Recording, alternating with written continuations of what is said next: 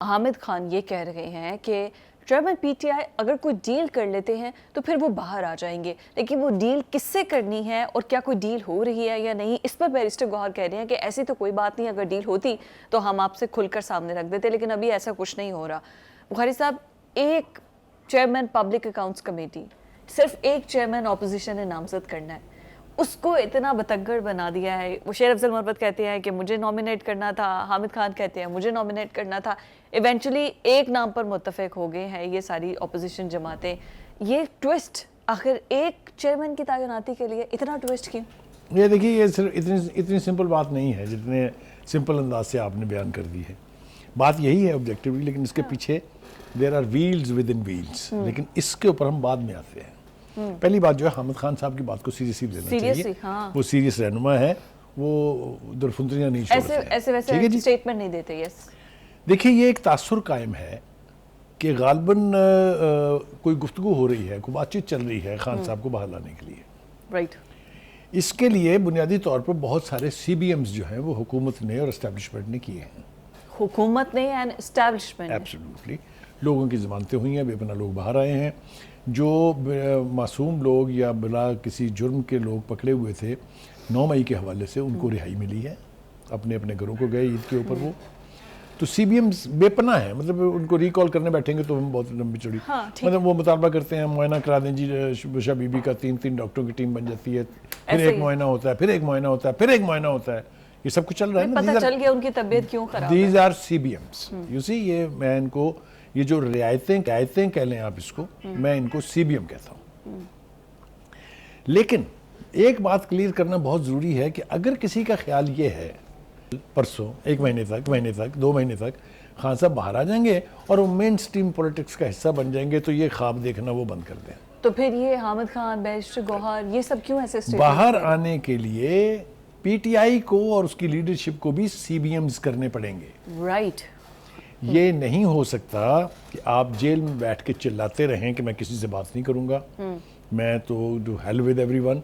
ये रवैया अगर तो अंडरस्टैंडिंग के साथ है कि भाई आप चीखते चलाते रहें, ऑल राइट, हम CBMs कर रहे हैं और आप भी CBMs करें, हम कोशिश करेंगे कि आप के लिए गुंजाइश निकाली जाए और आप बाहर आ जाए। और जैसा मैंने कहा, बाहर आने के बाद ये कोई गारंटी नहीं है, अनलेस ऑफ कोर्स कि दोनों तरफ से CBM का लेवल ये हो जाए कि उनको मेन स्ट्रीम पॉलिटिक्स में लाने पर कोई दिक्कत ना हो।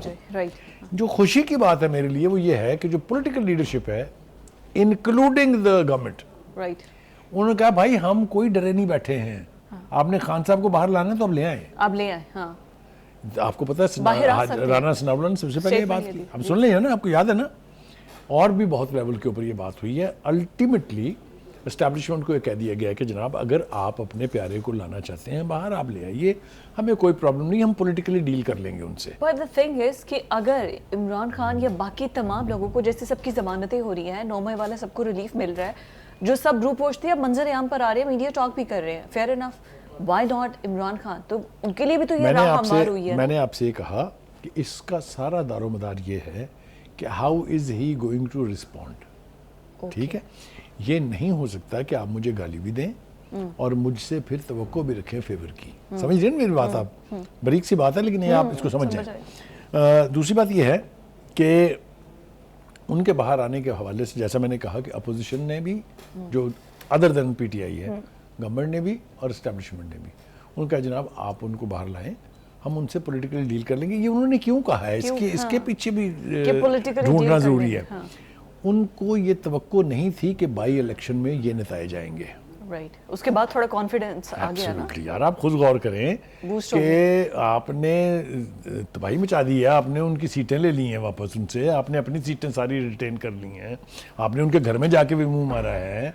तो ये बात थोड़ी सी बूस्टर तो है ना, बहुत बड़ा बूस्टर है ये। आपको याद नहीं 22 जुलाई 2022 को क्या हुआ था?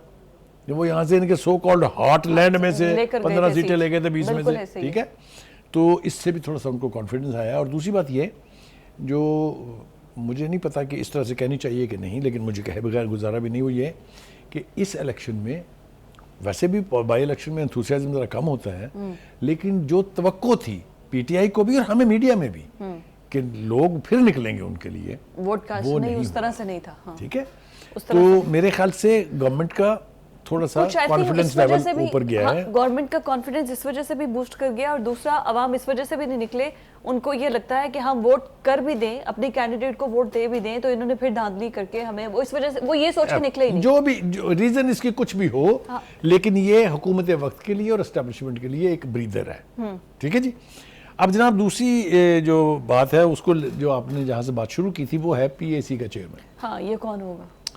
देखिए जनाब, पहली बात तो ये कि हम जिस तरह कह रहे हैं कि जो पार्टी है पीटीआई, उसके अंदर धड़े हैं, बेपनाह मिसालें दी जा सकती हैं, जहां किसी ने कुछ कहा, उसने दूसरे ने उसके उलट कहा, तीसरे ने उसके भी उलट कहा, और बाद में फिर माफियां तलाफियां भी हो गई, जफियां भी पड़ गई, पपियां भी ले ली गई, पता ना आपको? अच्छा, अब इस हवाले से शेर अफजल मरवत साहब का कहना यह है कि मुझे तो चेयरमैन पीटीआई ने नॉमिनेट किया है जी।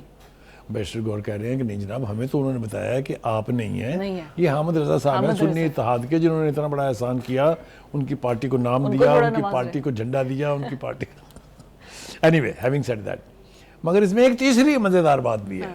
वो ये है कि मौलाना फजल रहमान साहब, आपको पता है वो खिलाड़ी तो वो भी बहुत बड़े हैं, वो बाहर बैठ के हों या अंदर हों, वो दोनों तरीके से अपनी बसात बिछा लेते हैं। हाँ। वो भी जनाब उम्मीद लगाए बैठे हैं कि पीएसी का चेयरमैन होगा नूर आलम, जो कि पहले भी पीएसी के जी बिल्कुल थे। है। हाँ। अब कोई इम्कान रद्द नहीं किया जा सकता कि उनका दांव लग जाए शायद। अच्छा, नहीं, वो बैरिस्टर ये शेर अफजल मरवत ने क्लियर किया, उन्होंने कहा नहीं नूर आलम तो नहीं हो सकते, ये मीडिया चौक पे। मेरे ख्याल से सबसे अच्छी बात जो है वो स्पीकर नेशनल असेंबली स्पीकर ने नॉमिनेट कर, स्पीकर को उसने कहा नॉमिनेट कर कि दिया ये गया। प्रेरोगेटिव है अपोजिशन का कि वो इसके लिए नाम दें, लिहाजा मैं, यानी जो पार्लियामेंट का सेक्रेटेरिएट है, वो अपोजिशन सजेशन से हटेगा नहीं। बिल्कुल ठीक है। अब तो हामिद रजा का नाम जो है ना, वो तजवीज कर भी दिया गया है, ठीक है जी, मुश्तरका तौर पे। बाकी की सब लड़ाइयां तो अभी आप इतनी जल्दी भागना नहीं है। Right. देखिए जी, दूसरी बात आ रही है जनाब आप कि यास्मीन राशिद साहब ने एक खत लिख मारा है चीफ जस्टिस साहब को। चीफ जस्टिस को, चीफ जस्टिसों को खत लिखने का रवाज कोई नया नहीं है, मतलब ये रवायत रही है, इसलिए कि चीफ जस्टिस सुप्रीम कोर्ट की तरफ से उनको हमेशा अपनी डिमांड पर रिलीफ मिलता रहा है। आप समझ नहीं मेरी बात? बल्कि चीफ जस्टिस साहब पुकार के कहते रहे मेरे को ले आओ, मेरे को ले आओ, मैं करूंगा फैसला, ये सड़कों पे फैसले नहीं होने वगैरह वगैरह। अब वो माहौल बदल गया है। ये बानी पीटीआई ने भी खत लिखा है और ये बीबी ने भी खत लिख दिया है, लेकिन फैसला जो है वो मेरिट्स पर होगा। आप स्वीपिंग रिमार्क्स नहीं दे सकते कि जी ये ज़िमनी इलेक्शन सारा फ्रॉड है। हाँ, ये कहा गया है कि धांधली का नोटिस ले, चीफ जस्टिस खुद नोटिस ले। दूसरी तरफ वो कहते हैं ना कि when the difficulties come they come in battalions. ये किसने कहा था? नेपोलियन बोनापार्ट ने। ठीक है, ये मैंने क्यों कहा है? क्योंकि जो इलेक्शन कराया उन्होंने तीसरी मरतबा इंट्रा पार्टी इलेक्शन, उसके ऊपर भी नोटिस उनको दे दिया इलेक्शन कमीशन ने, इंट्रा पार्टी इलेक्शन कमीशन ने, कि भाई साहब राइट 30 अप्रैल को पेश हो जाए आप अपना केस। प्रॉब्लम्स हैं, क्या करें? इंट्रा पार्टी से ही सारी कहानी इलेक्शन की शुरू हुई थी और यहीं पर अभी तक ये मसला सॉल्व नहीं हो रहा है।